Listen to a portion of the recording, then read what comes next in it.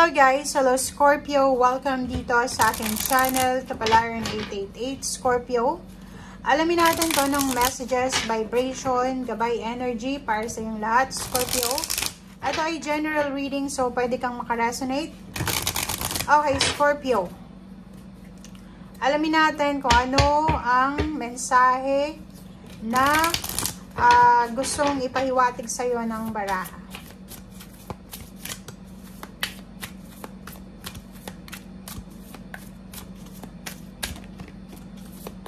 Okay, Scorpio.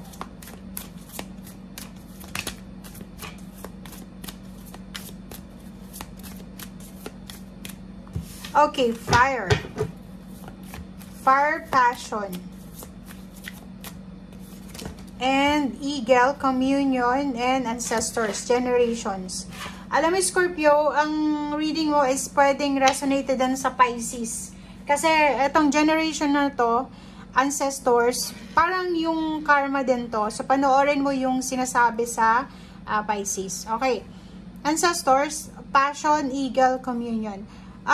Nakikita natin dito, Scorpio, na posibleng makakaramdam ka ng sobrang excitement, sobrang passion, determination. Alam mo yung parang hindi ka mapakali sa sobrang excited ka. Nakikita mo yung eagle. Ang eagle na to, it's parang siya, confirmation ng pag-akyat mo doon sa tugatog ng tagumpay. 'Di ba? So, if ever man,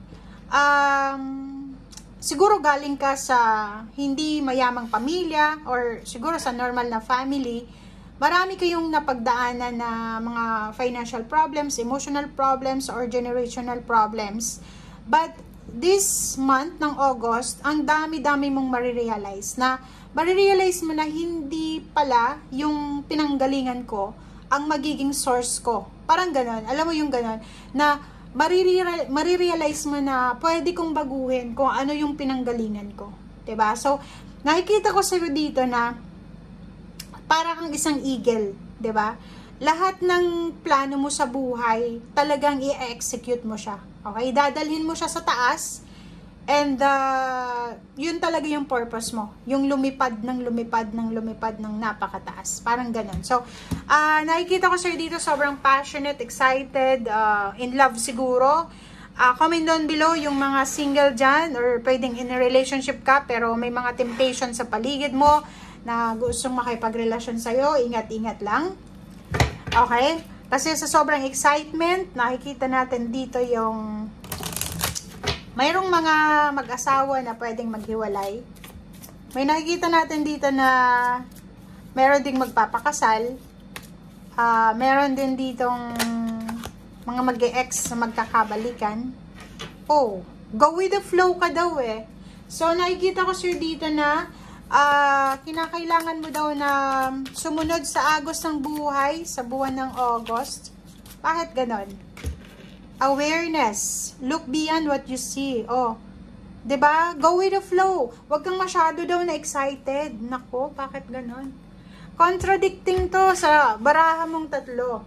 Sinasabi ng baraha sa'yo dito na maging aware ka. Huwag kang masyadong excited. Tingnan mo yung kapaligiran mo kasi hindi lahat ng nakikita mo is totoo. Hindi lahat ng ino-offer sa'yo, totoo. So, wag kang masyadong excited. Nako. And go with the flow, guys. Go with the flow. Okay, commitment. Oh, parang may nag-o-offer sa'yo ng kasal. May nag-o-offer sa'yo kasi may communion dito. Parang ganun din to eh. 'Di ba? Na eagle din. So, sinasabi ng baraha sa'yo dito, may nag-o-offer sa'yo ng kasal. May nag-offer sa'yo ng partnership. So, ingat-ingat ka lang kasi hindi lahat ng ino-offer sa'yo is totoo. Or hindi lahat ng nakakausap mo is totoo. Okay?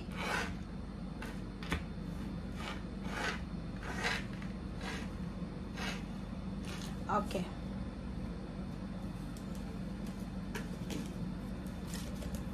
Okay, Scorpio. May iba ditong Scorpio na magse-celebrate ng kanilang wedding anniversaries, monthsaries. Meron din ditong bagong trabaho na pwedeng may mga contract signing, may mga new environment, new goals ka na posibleng maramdaman. Oh, Two of Swords. Kailangan mo to. Pag-isipan mong mabuti, Scorpio. Huwag kang magmamadali, huwag kang maging excited. Tama yung Two of Swords kasi minsan yung Two of Swords hindi yan lumalabas lalo na kung sobra tayong excited. So lumabas siya, sinasabi lahat ng gagawin mo, lahat ng mga choices, decision, make sure na pinag-iisipan natin. Six of Wands. Wow! So sinasabi ng baraha sa'yo dito na may paparating sa yung victory and success. Nakikita ko sa'yo dito kung ikakasal ka or bago kang hiwalay sa asawa, maraming mga tao ang nakafocus sa'yo. Diba? Parang ganun yung sinasabi ng baraha. Maraming mga tao ang nakafocus sa'yo. So, ibig sabihin niya, ano man to na mangyayari sa'yo this month of August, maraming tao yung hahanga sa'yo. Diba? Hahangaan ka, or pwedeng pupurihin ka, ang dami mong makakausap. Magiging sobrang busy yung iyong messenger kasi ang dami-daming mga balita or kung ano man tong mga information na posibleng matanggap mo. Six of Cups, yun. So sabi ko sa'yo kanina, maraming magbabalik sa buhay mo. Yun na nga, kinonfirm na to na maraming magbabalik. It's either magbabalik na relationship, magbabalik na trabaho, magbabalik na emosyon, magbabalik na sama ng loob, magbabalik ka sa lugar kung saan ka galing. Parang ganon. Seven of Cups, choice. Pero may choice ka daw dito. Sabi ng baraha, maraming babalik sa buhay mo, but you have choice, option. May choice ka, may option ka, kung babalik ka pa ba or hahayaan mo na lang. Relationship, nakikita ko sa'yo dito, relationship, isa sa mga possible na babalik sa'yo is relasyon. Next is reverse na Eight of Swords. Ang galing na ito, oh. So, sinasabi ng baraha sa'yo dito na may mga iba sa inyo, Scorpio, na makakaramdam kayo ng freedom. Siguro, hindi kayo naging masaya sa relationship nyo for the past few years or months. And yung paghihiwalay siguro, may mga hiwalayan kasing pwedeng mangyari, is posibleng magbigay sa iyo ng pag-asa, ng freedom. So, nakikita natin dito na ang daming energy. O, diba? Tingnan mo, parang sinasabi ng baraha sa iyo dito na may maghihiwalay dahil may bagong relationship. May magpapakasal kasi nalampasan nila yung mga problems nila. Parang ganon.